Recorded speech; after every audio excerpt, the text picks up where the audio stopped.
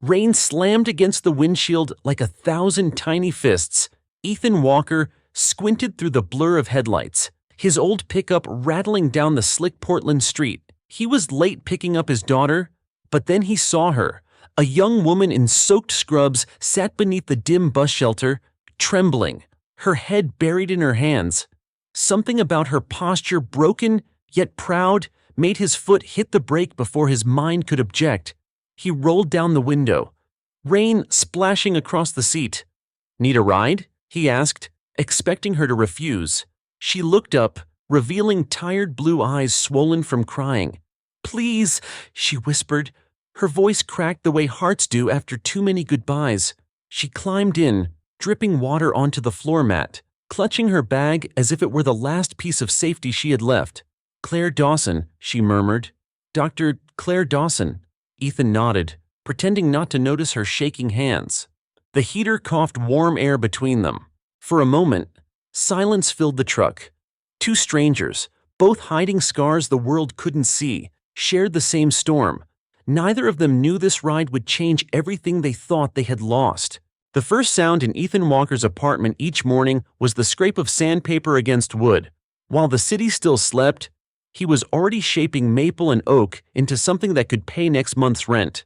The tiny workshop below their two-bedroom flat smelled of pine and quiet determination. Every piece he carved carried a memory he could not say out loud. By 7, he climbed the stairs, careful not to wake his 9-year-old daughter, Lily. Her drawings covered the fridge, crooked hearts, stick figures, and the words, "Dad is my hero," written in bright crayon. He smiled at the sight, then poured himself coffee gone cold hours ago. The cup sat beside Lily's cereal bowl with cartoon bears dancing around the rim. It was their daily ritual of love wrapped in routine. When Lily woke, her hair was a tangle of golden curls.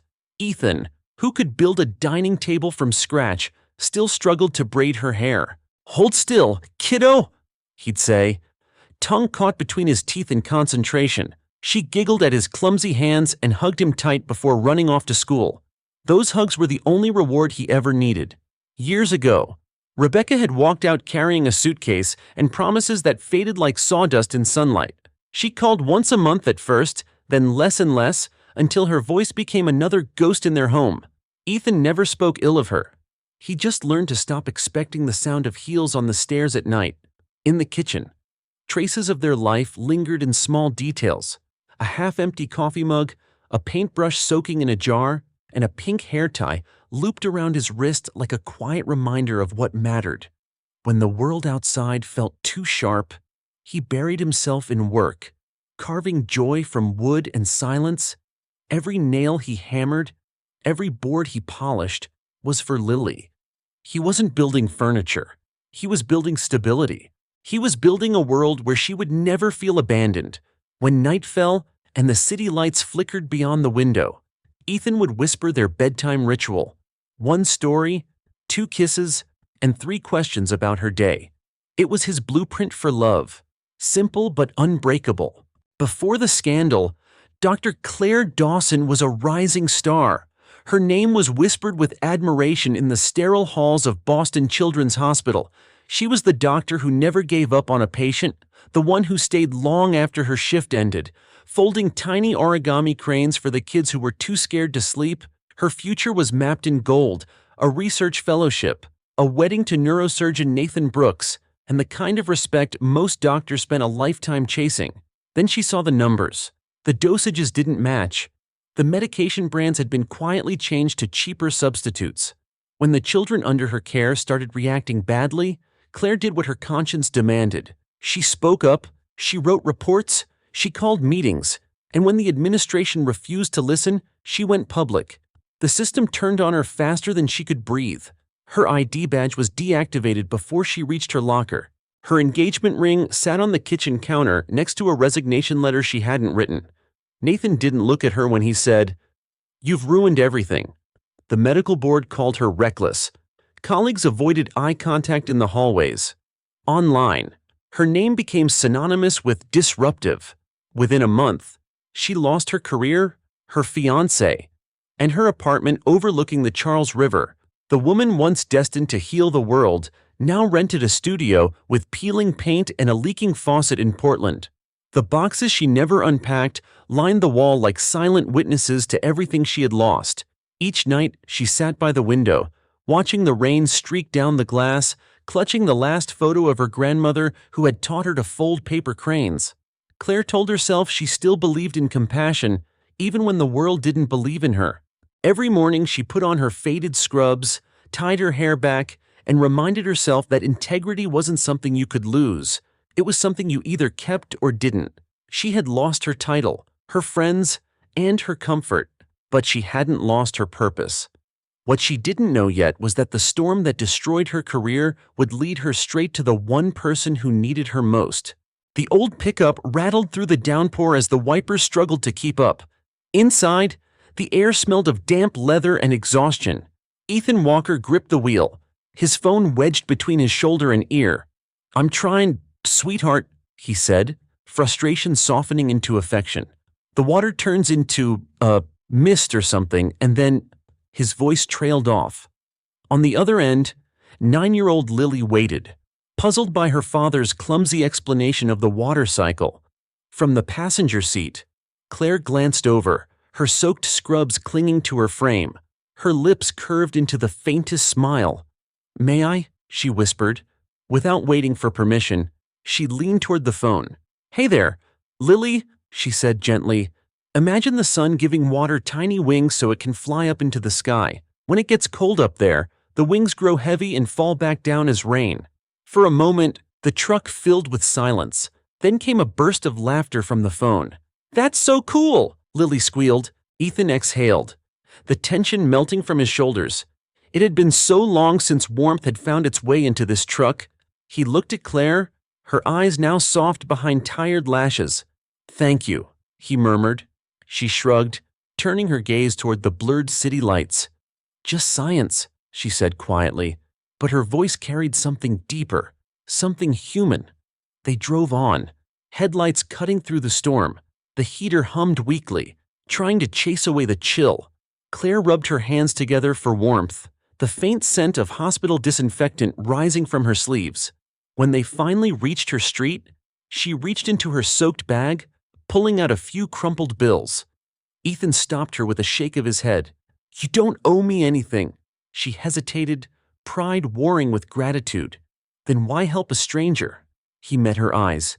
"Because someone once helped me, so maybe just pay it forward someday." Claire's hand trembled as she tucked the money back into her bag. Outside, the rain softened, as if listening.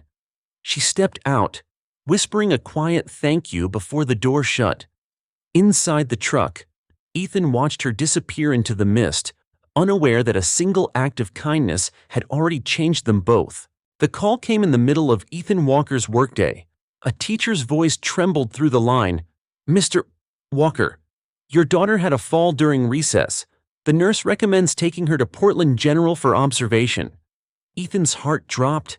He didn't even realize he'd left his tools scattered across the bench until he was already speeding down the highway. By the time he reached the hospital, the fluorescent lights felt too bright, too cold. He could barely fill out the intake form with shaking hands. Then, across the busy hallway, he heard a familiar laugh. He turned and froze. There she was, the woman from the rain, Dr. Claire Dawson, now in crisp scrubs, hair tied neatly, composure calm, but eyes instantly softening when she saw him. "The rain lady," Lily blurted out from the examination table. Grinning despite the bandage on her forehead, the room rippled with quiet laughter. Even Ethan smiled, tension loosening for the first time that day. Claire crouched to Lily's eye level, voice gentle but firm. "Hey, brave girl, let's make sure you're okay, all right?" Her hands moved with practiced precision as she checked the girl's pupils and reflexes. "No signs of concussion," she assured Ethan. "Just a mild bump and a big scare." Her tone carried the kind of confidence that made panic evaporate. "I'll prescribe some rest and a popsicle. Doctor's orders." Lily giggled. "Can it be strawberry?" "Only if your dad agrees," Claire teased, shooting Ethan a playful glance. He chuckled, his nerves finally settling. From that day forward, Fate seemed to keep weaving their paths together. Claire visited to check on Lily's recovery and stayed for dinner more than once, always bringing something thoughtful. A science book, a small potted plant for the windowsill, once even homemade soup after a long shift. Lily adored her instantly. On weekends, Ethan and Lily spent hours at the community garden, a small patch of green amid the city's noise. One afternoon, they found Claire struggling with a stubborn watering can and rows of drooping tomato plants. Lily ran up, hands on her hips. "You're drowning them," she declared with the confidence only a 9-year-old could possess. "Dad says plants need space to breathe." Claire burst out laughing, the sound startlingly free after months of restraint. "Then I guess I need gardening lessons." So they taught her. Between the rows of vegetables and laughter, something delicate took root. Claire would bring sandwiches. Ethan would share stories about the wood he carved.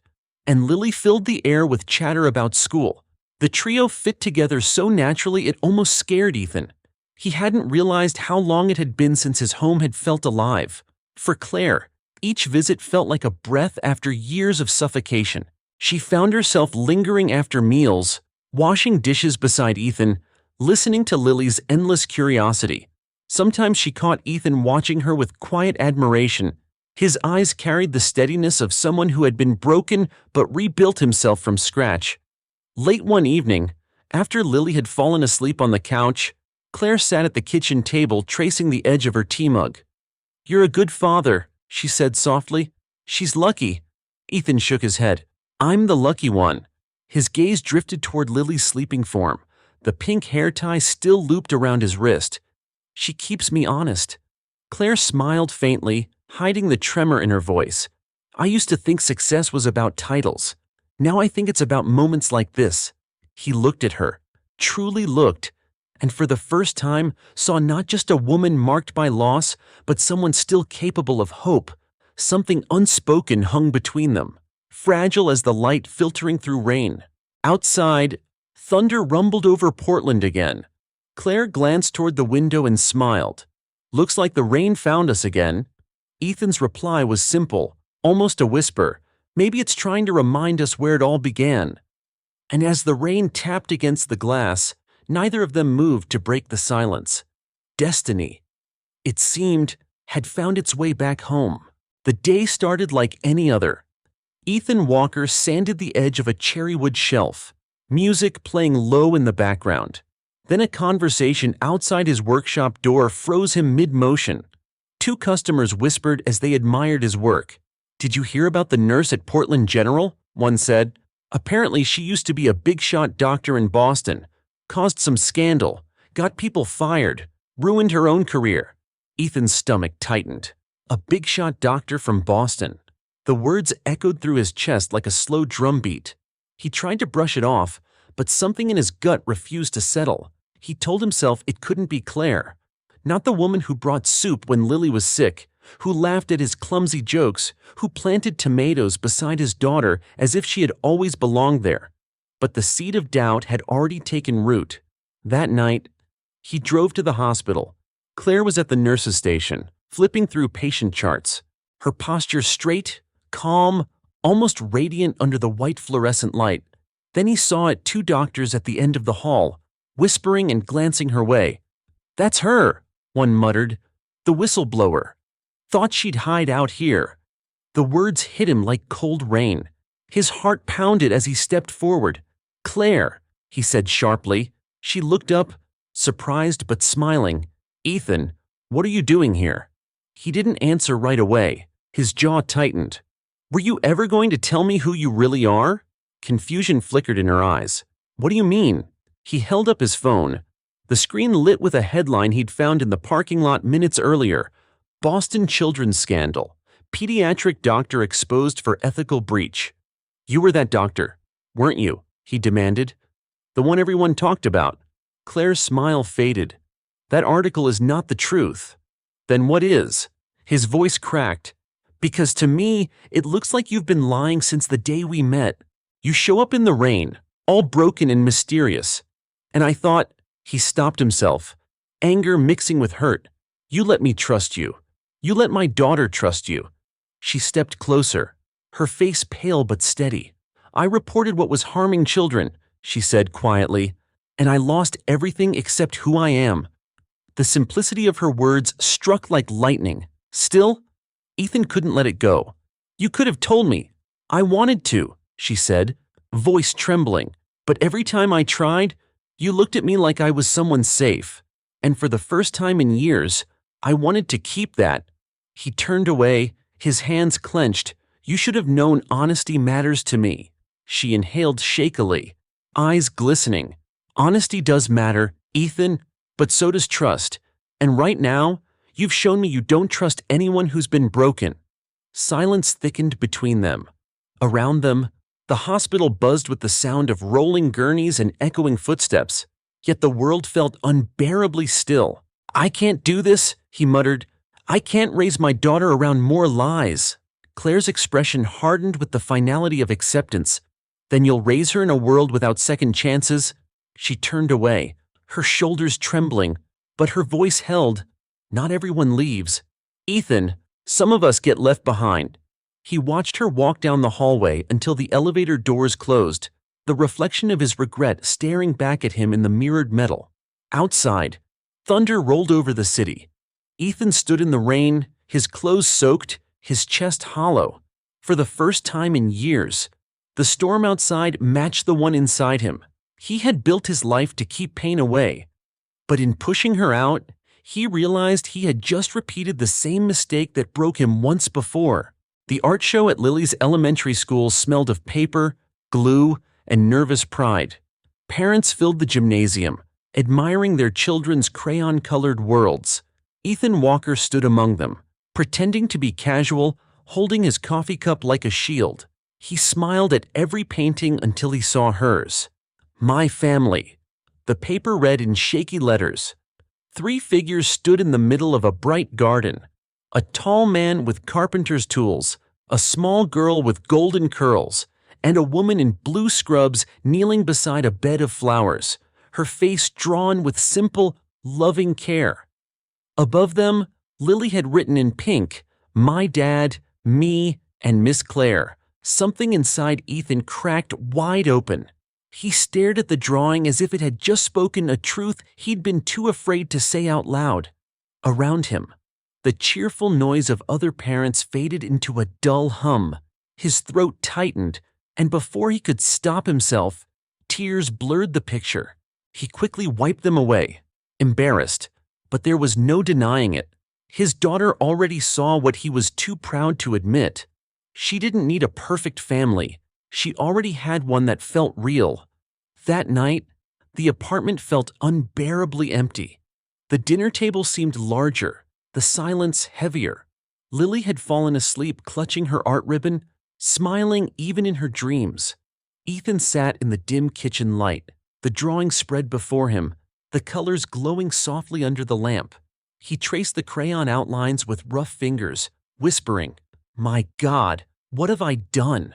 By morning, he couldn't take it anymore. He grabbed his jacket and drove to Claire's apartment. The hallway smelled of cardboard and goodbye. Boxes were stacked against the wall. Her door was open. Inside, Claire Dawson knelt beside a half-filled suitcase. Her face was pale, her movements slow, like someone trying to pack up an entire chapter of her life. She looked up when she heard his footsteps. For a moment, neither spoke. Then she said quietly, "You shouldn't be here." "Ethan?" He took a breath, every word scraping against guilt. "You're leaving." She nodded. "Boston reinstated me. They cleared my record. I can have my old position back." Her voice was steady, but her eyes betrayed exhaustion. "You're going back," he said flatly, as if saying it out loud might make it less real. Claire zipped her suitcase shut. "I need to start over." Ethan stepped closer. "Start over? Or run away?" Her jaw tightened. "You think this is easy for me?" she asked, tears threatening to spill. "I fought for years to tell the truth. I lost everything, and now that I finally have a chance to rebuild. You think I should just stay here?" He hesitated, searching for words that didn't exist. "Lily drew a picture," he said finally, his voice breaking. "She drew you in it." That stopped her. The air between them thickened. She did? She called it my family. His hand trembled as he held out the folded paper. You're in the garden. With her. With me. Claire looked down at the drawing, and for a heartbeat, her composure faltered. Her fingers hovered above the crayon lines as if afraid to touch them. Then she smiled sadly. She's a beautiful artist. She misses you, Ethan said. We both do. Claire closed her eyes, breathing unevenly. Ethan, you made it clear what you wanted. You wanted safety. You wanted distance. I can't keep begging someone to believe in me. I was wrong, he whispered. She shook her head gently. Maybe. But some mistakes take more than words to fix. He wanted to stop her, to reach out, to say the words he'd swallowed for too long, but fear froze him. Fear of needing her. Fear of losing her again.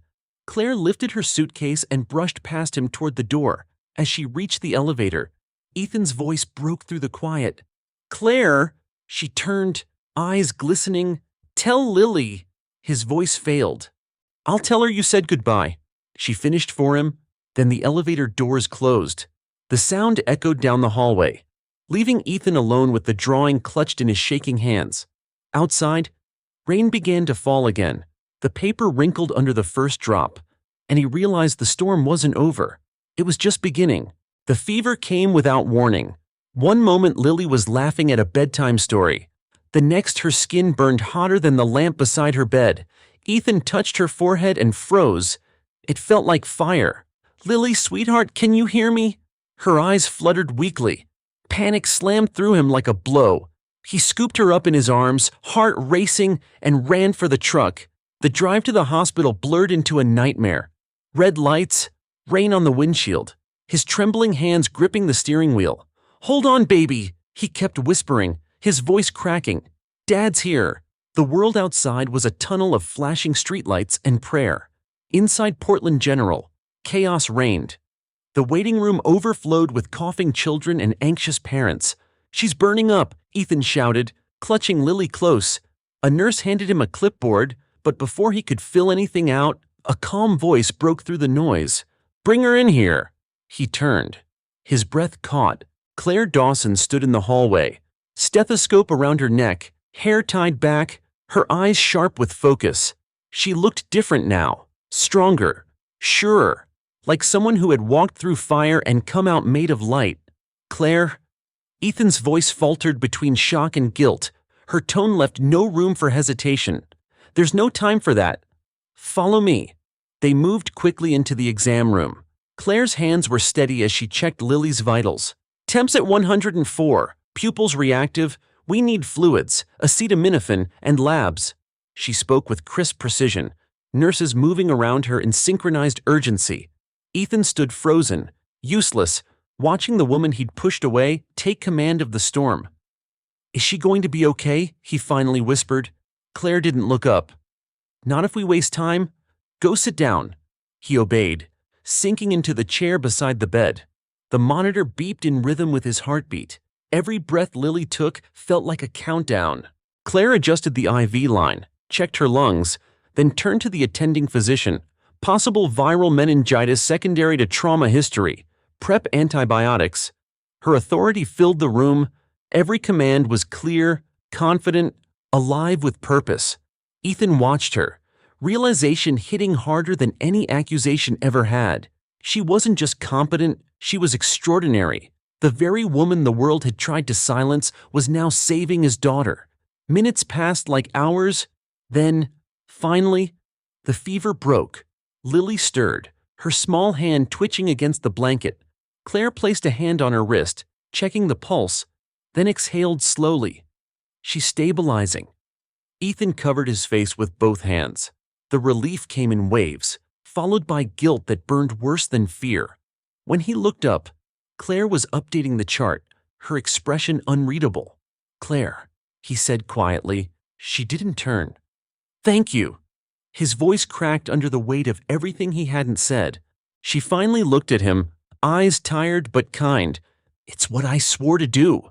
Those words landed like a confession and a farewell all at once. She turned back to her work, professionalism sealing the distance between them. Ethan stood there, unable to speak, watching her from the doorway. Dawn crept through the blinds, painting the room in pale gold. Lily slept peacefully, her fever gone. Claire stepped outside to finish her reports. Ethan followed her into the corridor. "You saved her," he said softly. Claire gave a faint smile. "I saved a patient." "She's more than that," Ethan murmured. "She's my whole world." Claire met his eyes. "Then take care of her. That's all that matters." Before he could answer, another call came over the intercom. Claire turned and walked away, her silhouette framed in morning light. Ethan watched until she disappeared. For the first time, he understood the truth. Fear had made him lose her once, and love alone might not be enough to bring her back. When Lily finally came home, laughter returned to the apartment. In the workshop below, Ethan worked beside her, sanding, carving, shaping a gift for the woman who had saved their world. Together they built a small wooden medicine cabinet, smooth and shining, the symbol of gratitude carved into its door, the caduceus entwined with wings. Inside, on a polished panel, they engraved the words, "Even healers need healing." When Claire opened it, her hands trembled. Tears spilled before she could speak. Then Lily tugged at her sleeve and whispered, "Will you stay for dinner?" The invitation shattered the silence that fear had built between them. That night, under the soft kitchen light, 3 plates sat on one table. Laughter mixed with the clink of silverware, and in that ordinary moment, Ethan understood that love was never about holding someone down. It was about learning to build together again. 6 months later, the old workshop no longer echoed with loneliness. It had become something new. One side held Ethan's handcrafted tables and chairs. The other glowed with soft lights and healing laughter. It was their shared dream, a woodworking shop and a small community clinic under one roof. Claire had turned down Boston's offer. "My place is here," she said. "Healing means more when it has a heart." Ethan only nodded, knowing she was right. Lily spent afternoons painting the sign outside, her laughter the soundtrack of their new beginning.